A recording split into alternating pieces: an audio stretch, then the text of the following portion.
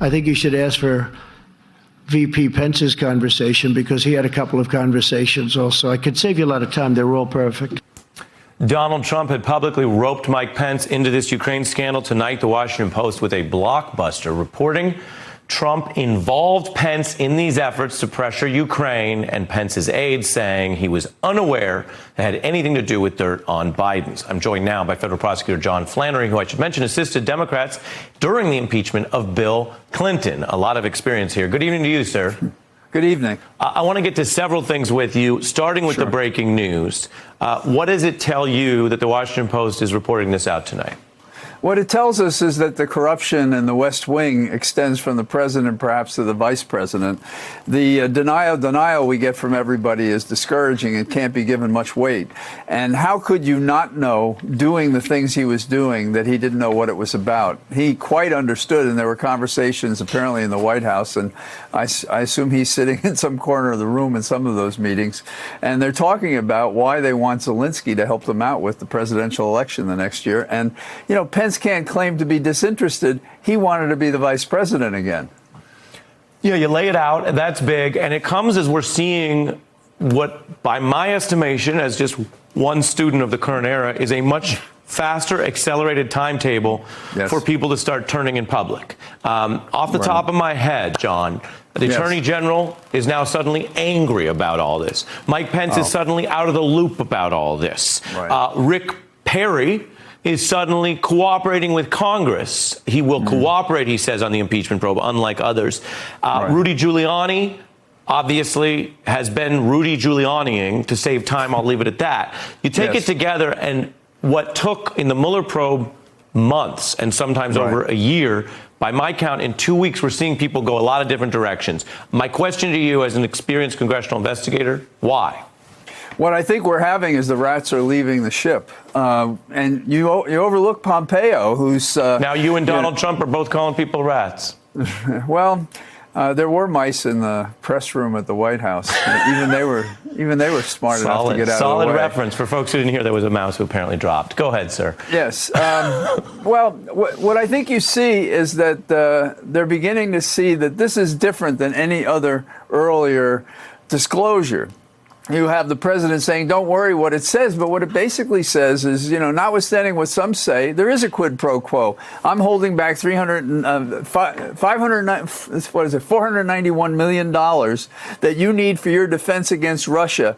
But I have a precondition before we're going to give it to you so you can buy the javelins you need. And what that condition is I want you to open an investigation on my presidential opponent in the next election. So how can anybody deny they know about that? And the interesting thing about the state IG today that I thought was fascinating was he comes up and everybody's saying, what is he doing? One of the requirements in the subpoena to Rudy Giuliani is what information do you have on Yovanovitch, whom he made a campaign to get rid of to clear the way for him to do what he wanted to do with the incoming president of Ukraine. You're talking about the people over there that they wanted to go after Biden. Exactly.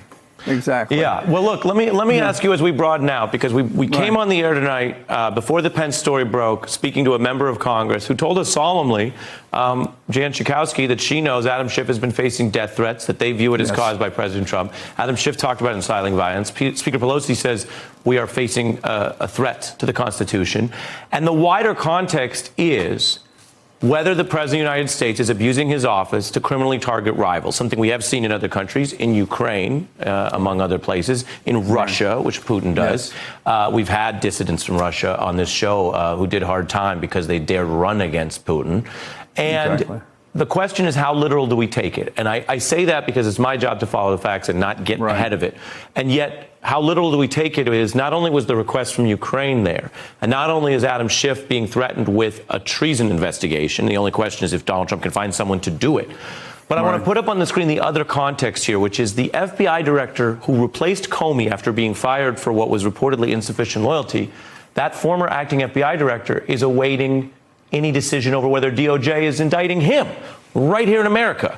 And a judge is pushing back. For your analysis, I want to read this. This is a judge saying the government's going to have to make a call. That's a reference to the Trump administration. If it doesn't, he says, I'm going to start ordering the release of information. In our society, our public has a right to know what's going on.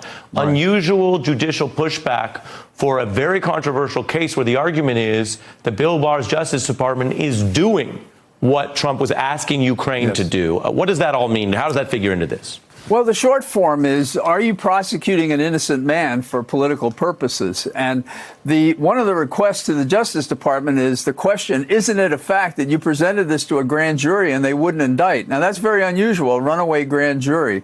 I know of one case in which a senator once went before the grand jury and they did not indict. And there appears to be a similar thing here. And what the judge is saying is, I'm going to release this information because there is no investigation. If you don't, by November the 15th, either form an indictment or not. And if you're not, I'm going to release the information. That's critical. And then we'll have a good idea whether these prosecutors were making crime for political purposes against McCabe. It is a potential scandal in plain sight against the backdrop of all this. We're going to stay on that story.